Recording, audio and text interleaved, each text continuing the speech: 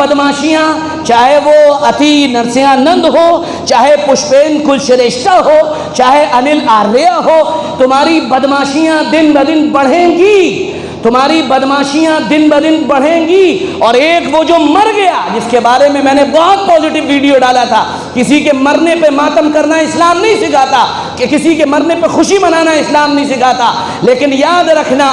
جب تیرے رب کا کوڑا برستا ہے تو پھر تیرا رب ایسے پکڑتا ہے کہ پھر آسمان و زمین والے حیران رہ جاتے ہیں۔ روکیے ان بدماشیوں کو، میں ملک کے سربراہان سے کہہ رہا ہوں، جو یہ بدماشیاں اور جو یہ گستاخیاں اس سرزمین پر ہو رہی ہیں، اور اللہ اپنی شان میں گستاخی برداشت کرتا ہے، وہ حلیم ہے، وہ کریم ہے، وہ بدماشی کرنے والوں کو اور دیتا ہے، وہ اور نوازتا ہے۔ وہ کہتا ہے اے ایمان والوں، تمہارے فتنے میں پڑنے کا خوف نہ ہوتا تو میں ان کو سونے کے زینے دے دیتا، میں ان کو چاندی کی چھتیں دے دیتا، میں انبار سے نواز دیتا۔ کیا تم للچائی ہوئی، رائل ٹپکتی ہوئی اپنی اس زبان سے ان لوگوں کو دیکھ رہے ہو کہ صاحب مکیش امبانی بہت بڑا ہے؟ تیرے رب نے تیرے لیے جو چھپا رکھا ہے، فلا تعلم نفس ما اخفی لهم من قرۃ اعین جزاء بما كانوا يعملون۔ عمل کر کے تو آ، ذرا تہجد پڑھ کر تو آ، ذرا مانگ کر تو آ۔ تیرا رب اپنی پوری رحمت کے جوش کے ساتھ آخری عشرے میں پوری رحمت لٹا رہا ہے، اور غفلت کا یہ حال ہے کہ ہم جیسے جیسے رمضان بڑھتا ہے پیچھے ہٹتے چلے جا رہے ہیں۔ میں کہتا ہوں بہت ونمرتا سے سننے والوں سے کہہ رہا ہوں، تم نے ہمیں مارا، برداشت، ہمارے ساتھ موب لنچنگ ہوئی، برداشت، ہمیں قتل کیا گیا، برداشت، گجرات ہوا، برداشت، ملیانہ ہوا، برداشت، مراد آباد ہوا، برداشت، کہ ایمان والا اس کے لیے مسئلہ ہی کوئی نہیں ہے، زندہ ہے تو کوئی بات نہیں، مار دیا گیا تو شہید ہے،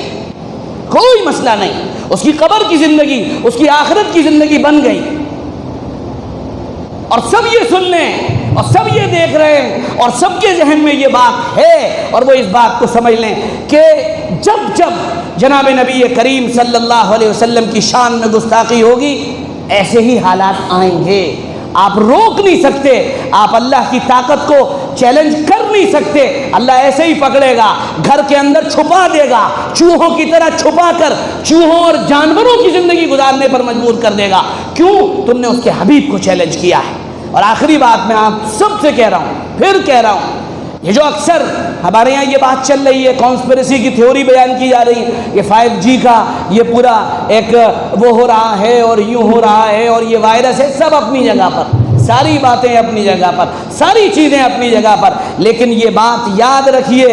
سب کچھ جو ہوتا ہے وہ رب کی مرضی سے ہوتا ہے اور اسباب کے دائرے میں ظاہر ہوتا ہے۔ اسباب کچھ بھی ہوں اللہ نے ظاہر کیے ہیں، اسباب کچھ بھی ہوں، یہ عذاب مبتلا ہوا ہے، بیماری ہے، لوگ مر رہے ہیں، لوگ ختم ہو رہے ہیں، اس لیے دو کام، پہلا کام اللہ کی طرف رجوع کرنا، اللہ کی طرف لوٹ کر آنا، اللہ سے معافی مانگنا، اور نمبر دو، دوسرا کام ہمارے ذمہ یہ ہے کہ پوری طاقت اور قوت کے ساتھ، محبت و پیار کے ساتھ بتائیے اوپر والوں تک کہ یہ کام بند کرواؤ، نبی کی شان میں اور شاعر میں گستاخی بند کرواؤ، ورنہ یاد رکھو یہ ایک ہلکا عذاب تھا۔ وَلَنُذِيقَنَّهُم مِّنَ الْعَذَابِ الْأَدْنَىٰ دُونَ الْعَذَابِ الْأَكْبَرِ لَعَلَّهُمْ يَرْجِعُونَ۔ اللہ نے لوٹنے کے لیے یہ عذاب دیا، واپس آ جاؤ، واپس آ جاؤ ورنہ ہلاک ہو جاؤ گے۔ تو وہ تیسری بات کہہ کر میں بات پوری کر رہا ہوں کہ تیسرا اسٹیپ جب آتا ہے کہ وہ قوم بات سننے کو تیار نہیں ہوتی، ماننے کو تیار نہیں ہوتی اور بنداس بول کر رہی ہوتی ہے،